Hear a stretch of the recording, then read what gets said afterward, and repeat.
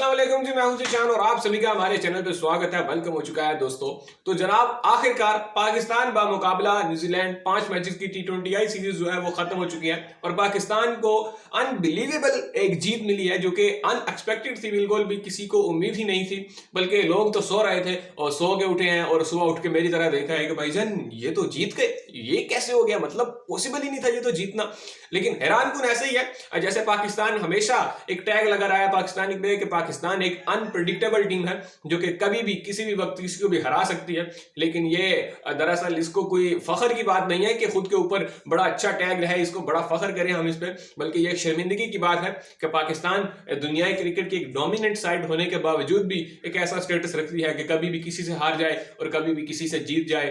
ऐसी टीम जो है वो मीडियोकर टीम्स होती हैं, ना कि टॉप लेवल की क्रिकेट खेलने वाली टीम। जबकि अगर हमारे इंडिविजुअल्स पर बात करें, हमारे प्लेयर्स पर अगर देखें आप, तो इतने स्ट्रॉन्ग टीम थी जो हमारी T20I की जो इस वक्त न्यूजीलैंड में खेली थी।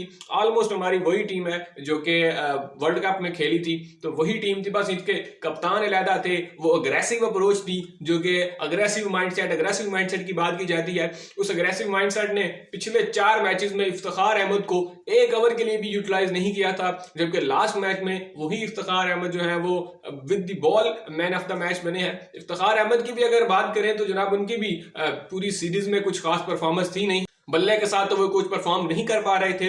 लेकिन एक ही रोना हम रो रहे थे कि शहीन शाह अफरीदी से कि भाईजान अगर और बॉलर्स पिट रहे हैं और बॉलर्स को मार लग रही है तो कम से कम इफ्तिखार को तो 1 ओवर करवा दो यार। मतलब पार्ट टाइमर ही सही, लेकिन इफ्तिखार T20 और ODIs में काफी प्रॉपर बॉलिंग करते रहे। फाइफर ले रखा है बॉय ने ODIs में, तो इफ्तिखार अहमद को बाबर आजम काफी यूटिलाइज करते थे, T20Is में भी उनसे ओवर करवाते थे। लेकिन यहाँ पे शहीन ने ये कष्ट नहीं उठाया, उनको नहीं ओवर करने दिया था पिछले 4 मैचेस में, जिस पर वो काफी तनकीद का सामना भी कर रहे थे। और तनकीद भी अपनी जगह ठीक ही थी, क्योंकि आपने देख लिया कि लास्ट मैच में जिस तरह से इफ्तिखार ने बॉलिंग की है, और ये एक मिसाल थी, जिंदा मिसाल है कि किस तरह से कप्तानी जो है उसमें बेहतरी की जरूरत है। मतलब ये नहीं है कि एक लीग में 2 बार किसी प्लेयर ने चैंपियन बना दिया तो अब वही आपका कप्तान बन गया। इसकी परफॉर्मेंसेस के बेस पे आप जो है वो किसी को कप्तान बना और हटा नहीं सकते। और दूसरी बात करते हैं जी, जो एक बहुत बड़ी हाइप बनी हुई थी कि जो हमारे यंगस्टर्स हैं उनको मौका दिया जाए फलां लीग में जो चल कर आ गए हैं,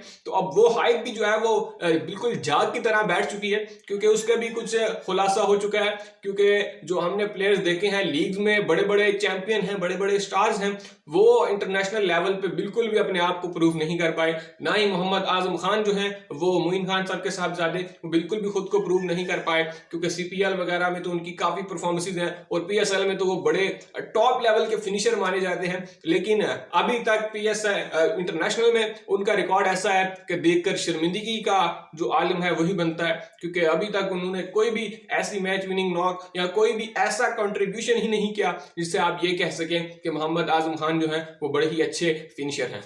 इन प्लेयर्स की एबिलिटीज पर कोई शक नहीं है, मतलब बहुत ही टैलेंटेड हैं, लेकिन इनको अभी अपने आप को इंटरनेशनल लेवल पे निखारने की जरूरत है। साइम अयूब के बारे में भी कुछ ऐसा ही है, एक मैचेस में 2 शॉट्स लगाने से कोई भी खिलाड़ी जो है वो हीरो नहीं बन जाता। लेकिन दुख हुआ कि आखिरी मैच में उनको अरेस्ट करवा दी गई। प्रॉपर 5 मैचेस तो देने ही चाहिए थे। आजम खान को भी मैं समझता हूँ कि आखिरी 2 मैचेस में नहीं खिलाया गया, यह भी गलत था। उनको प्रॉपर 5 मैचेस दीजिए ताकि अगर वो खुद को जो प्रूव है वो कर सकें तो ठीक है, नहीं तो और जो खिलाड़ी हैं सर्किट में मौजूद हैं उनको मौका दिया जाए। याद रहे कि आजम खान जो है वो मोहम्मद हारिस की जगह आए थे, जो कि T20 के स्पेशलिस्ट हैं और पाकिस्तान के लिए काफी बार परफॉर्म कर चुके हैं। वर्ल्ड कप में उनकी वो परफॉर्मेंसेस सभी को अभी भी याद होंगी, और जिस तरह के वो खिलाड़ी हैं वो मैच को किसी भी वक्त किसी भी तरफ से पलट सकते हैं। कुछ लोगों का फखर जमान पे खदशात थे कि फखर जमान जो है वो T20 में कुछ खास परफॉर्मेंस नहीं देते, लेकिन आखिरी मैच में भी वो फखर जमान ही थे जो तकरीबन 200 के स्ट्राइक रेट से खेले हैं। अदरवाइज न्यूजीलैंड के प्लेयर्स और पाकिस्तान के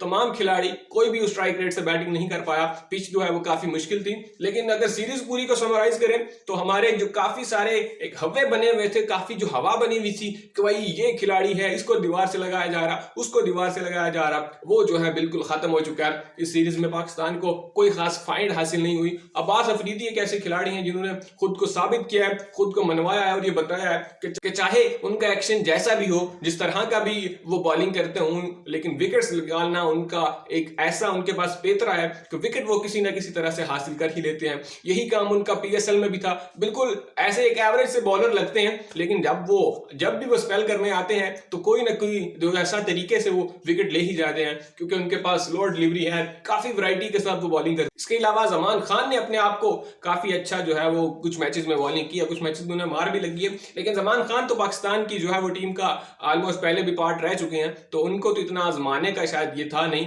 लेकिन आमिर जमाल जो है वो उस तरह परफॉर्मेंस नहीं दे पाए इन मैचेस में। ऑस्ट्रेलिया सीरीज उनकी बहुत अच्छी गई थी, लेकिन इस सीरीज की अगर आप बात करें तो इस सीरीज में हमारी कोई फाइंड नहीं है। एक अच्छी चीज थी और वो ये थी कि बाबर आजम जो है वो फॉर्म में वापस आ चुके हैं। लगातार 3 मैचेस में 350 स्कोर की उन्होंने।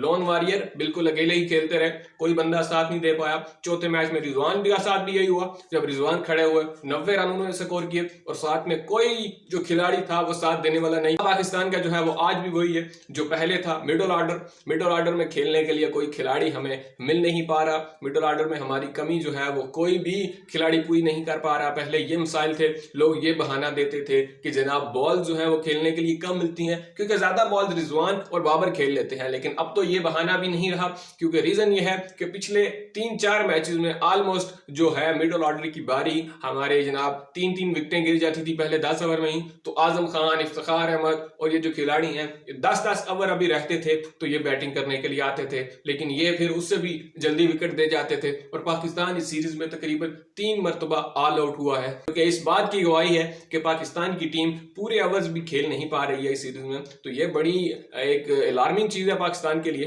कि पाकिस्तान ये समझता है कि वो T20 की एक चैंपियन साइड है, मतलब एक बेटर साइड है। पाकिस्तान की टीम सब फॉर्मेट से T20 में एक बेहतर टीम दिखाई देती है, तो उम्मीद है कि पाकिस्तान जो है वो आगे बेहतरी करेगा। अब चेयरमैन भी चेंज हो चुके हैं और अगर कोई अच्छा चेयरमैन आता है और कोई अच्छी चेंजिंग्स आती हैं मैनेजमेंट में तो वो पाकिस्तान के लिए हेल्दी होंगी। तो इंशाल्लाह मिलते हैं नेक्स्ट वीडियो में।